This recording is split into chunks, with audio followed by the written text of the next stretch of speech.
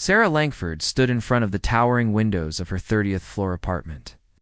Phone clutched in one hand, the silence on the other end louder than any siren outside. The screen still blinked with the last message. I'm sorry. This isn't the life I want anymore. No call, no conversation, just a voicemail from Damien, her fiancé, her supposed future.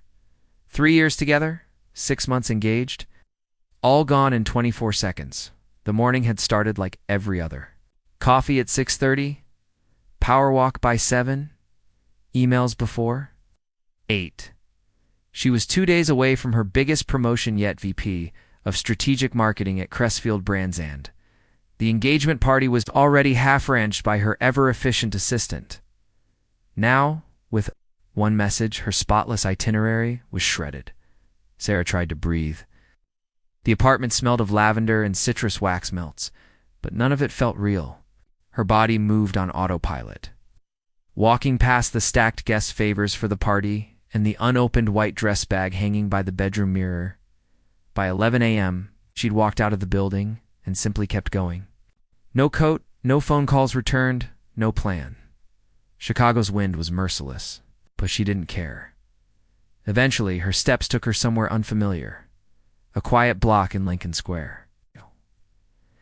Nestled between a flower shop and a dusty vinyl store, a faded, wooden sign read, "Carver's Pages and Brews inside." Warm tones of oak shelves and the scent of old pages welcomed her. A few customers nursed tea and old poetry books. The place was forgotten by time, and that's exactly what she needed. Sarah ordered the first thing on the chalkboard menu. Rosemary Cheon sat in the corner. Her hands were still trembling.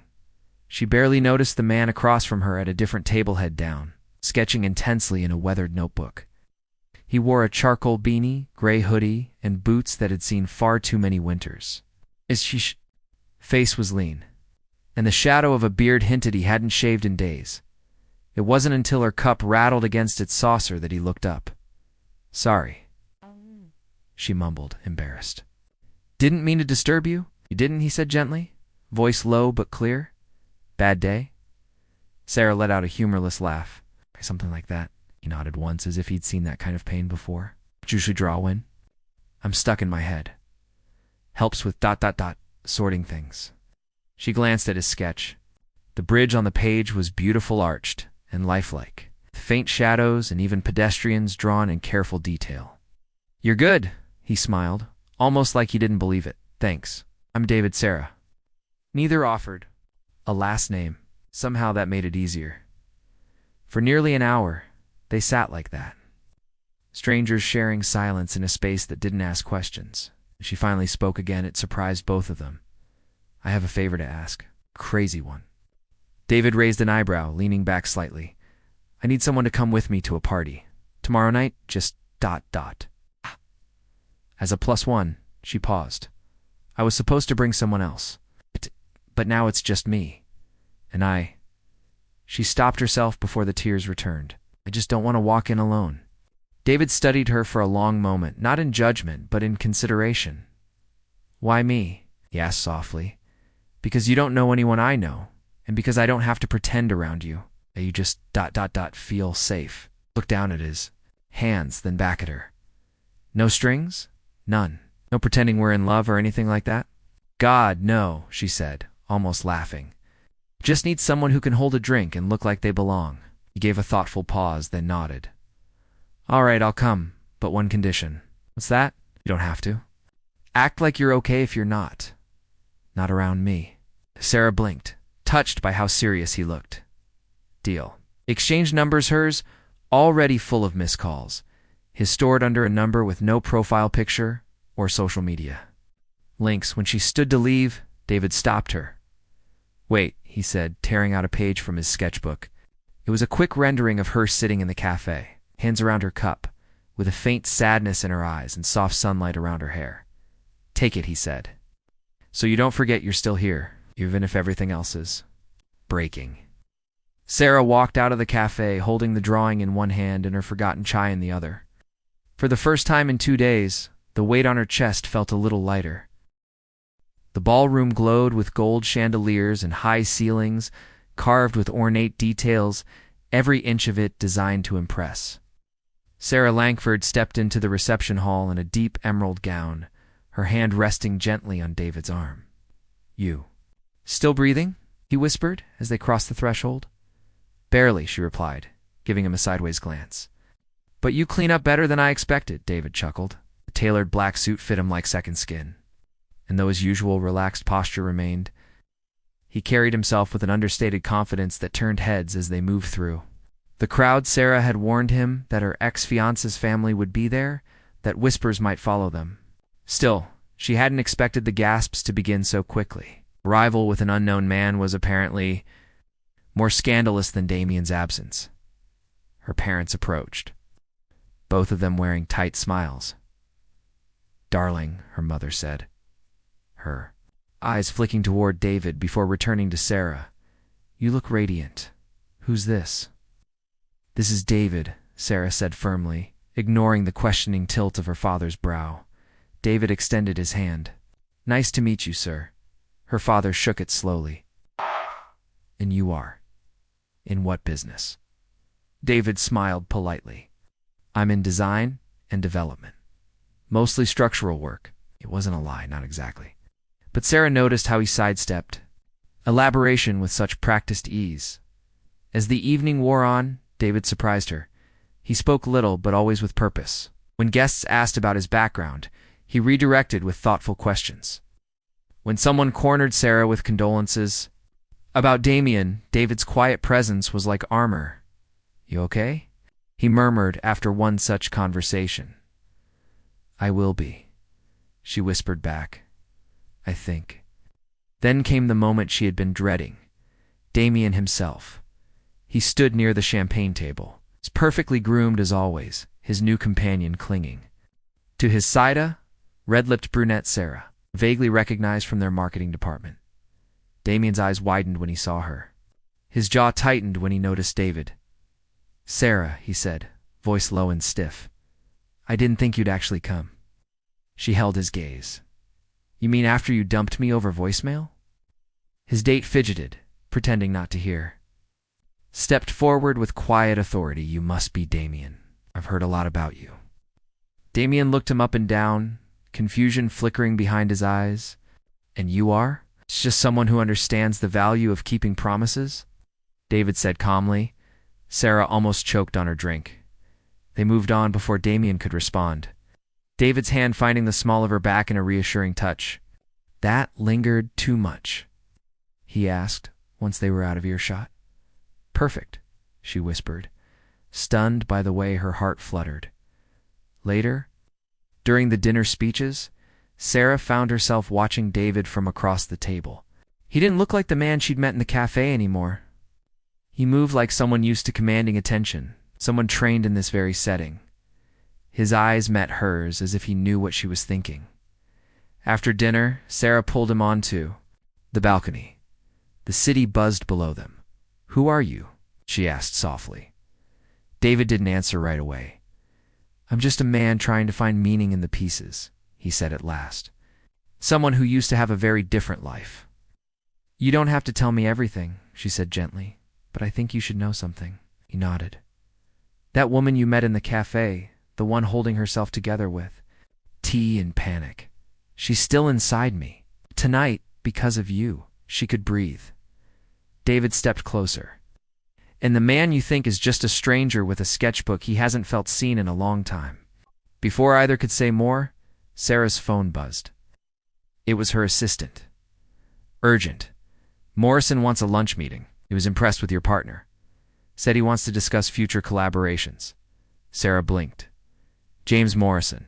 The CEO of one of our top clients. He wants to meet you." David looked surprised. "Me? You made an impression? Apparently he thinks you're my business partner." David hesitated. "And what do you want me to be?" Sarah met his gaze. "I don't know yet. But I know I'm not ready for this to end." For the first time since the gala started, David looked uncertain. His cool confidence wavered. "There's something I haven't told you," he said, voice low. Sarah waited. "Not here," he added. "Tomorrow, will you meet me at the cafe?" She nodded. The next afternoon, Sarah arrived early at the bookstore. Café David's usual seat was empty. 10 minutes passed. Then 20. No sign of him. Finally, a sharply dressed man in a gray overcoat approached her table. "Miss Langford?" "Yes." "I was told you might be here." "Marcus Davids." "Attorney?" Sarah froze. Why would his attorney be here? Marcus sat down and pulled out a slim black folder. "Because David wanted you to know the truth. He's been debating whether he had the right to involve you. But now, he wants you to see him clearly." Inside the folder were articles, documents, and schematics. David Merrill was not a broke artist. He was the heir to Merrill Development Group, a private construction firm responsible for some of the city's most iconic buildings. 3 years ago, after a tragic construction accident claimed 2 lives, David walked away from it all, sold his loft, donated his salary, disappeared. Sarah stared at the photos of him at a groundbreaking ceremony in a suit. "Next to city officials, he never spent the money," Marcus said. "He's been volunteering at shelters, drawing up affordable housing plans, and looking for someone who might help him rebuild what his family destroyed." Sarah's hands trembled as she closed the folder. "I need to talk to him." "He's waiting for you," Marcus said, handing her an address. A warehouse in the South End, modest but repurposed. She found David inside, hunched over a work table filled with blueprints and coffee mugs. When he saw her, he didn't speak, just waited. "You lied," she said softly. "I withheld," he corrected gently. "I wanted to know what it felt like, to be chosen for who I am, not what I inherited." Sarah looked around the room. Every wall was covered in plans for housing that prioritized dignity over profit. "I was going to disappear again," he admitted, "until Morrison said he wanted to work with us. With you? Came to you for help." Sarah whispered, "And you gave it without asking anything in return." "I didn't want to lose you to the version of me that used to exist." She stepped closer. "Then don't be that version. Be this one, and let me decide." David's breath caught. "What? And what do you decide?" She took his hand. "That we build something starting now." 6 weeks later, Sarah stood in a dusty construction lot on the west edge of the city, wind teasing strands of hair from her ponytail. A dozen workers moved around her, setting foundation stakes and unloading materials. David stood at the center, clipboard in hand, giving instructions like someone born to lead, quietly confident, calm and clear. He caught her eye and smiled. It had taken time to get used to this version of him, David the builder, not David the cafe mystery. But as they partnered on the project, Sarah discovered layers she never expected. He wasn't just wealthy. He was meticulous, passionate, deeply committed to work that mattered. The building they were constructing now was the first of a 5-phase initiative. Affordable housing that didn't look like it was built on compromise. Modern, efficient, sustainable, and above all, human. Sarah had taken a temporary leave from her job at Crestfield to work with David full-time. What began as just a favor had become her new purpose. "Morning, Langford," David said, stepping beside her and offering a thermos of coffee. "You brought the good stuff," she said, taking a grateful sip. "I'm impressed."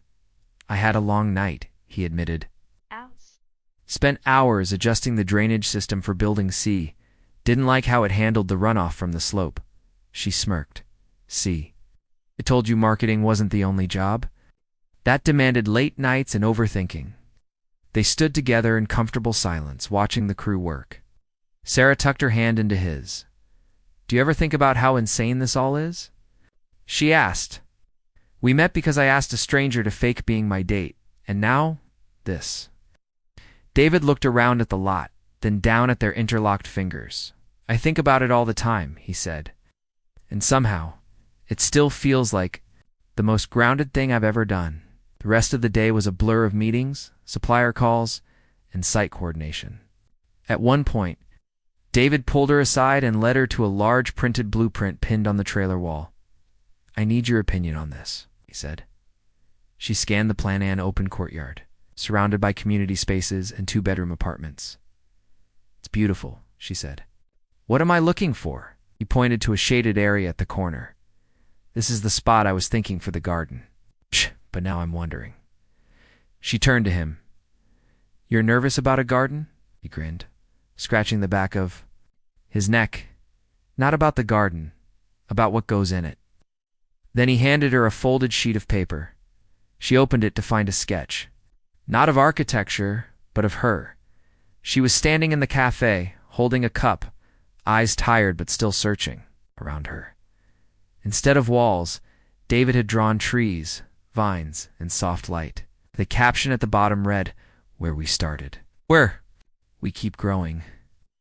When Sarah looked up, David was down on one knee. No show, no tuxedos, no borrowed rings. "Just this," he said. "I know what we built here started on shaky ground, but every day since, you've helped me lay something better. Something strong. Sue, if you're willing, let's keep building. Not just homes, but a life." Sarah's breath caught. "I thought we were already married," she said with a teasing smile. He laughed. "Legally, maybe, but emotionally? I don't want it to be something that happened accidentally. I want you to say yes to it for real. Today. Right now." She stared at him. At the man who once sat sketching alone in a corner. Café and now stood beside her in steel-toe boots with hope in his eyes. "Yes," she said quietly, then louder. "Yes." He stood, wrapping his arms around her as the construction crew whooped and applauded in the background. A week later, with only 5 guests, his attorney, her assistant, and 3 workers who had become friends, they exchanged vows. In the courtyard of the first completed building, no media, no announcements, just promises. Months passed. The first building welcomed its new residents in early spring. Sarah walked the finished halls with pride, noting how each window framed the city's skyline like a painting. Children's laughter echoed from the playground outside. David had taken on the role of lead designer full-time. Sarah ran the community development program training staff, organizing classes, even helping with furniture sourcing. Together, they were changing the way affordable living looked and felt, and yet they still visited the café once a week. David always chose the corner table. She always ordered rosemary chai. One rainy afternoon, Sarah brought him a newspaper clipping. The headline read, "New Era of Housing. Langford Merrill Project Sets National Example." He read it once, twice, then looked at her. "This wasn't the life I thought I wanted," she said softly, "but it's the life I needed." David nodded. "And it's only the beginning." He pulled out a sketchbook, this one newer, but just as Phildand opened, to a blank page, ready to design what comes next. Sarah smiled and picked up a pencil. "Always,"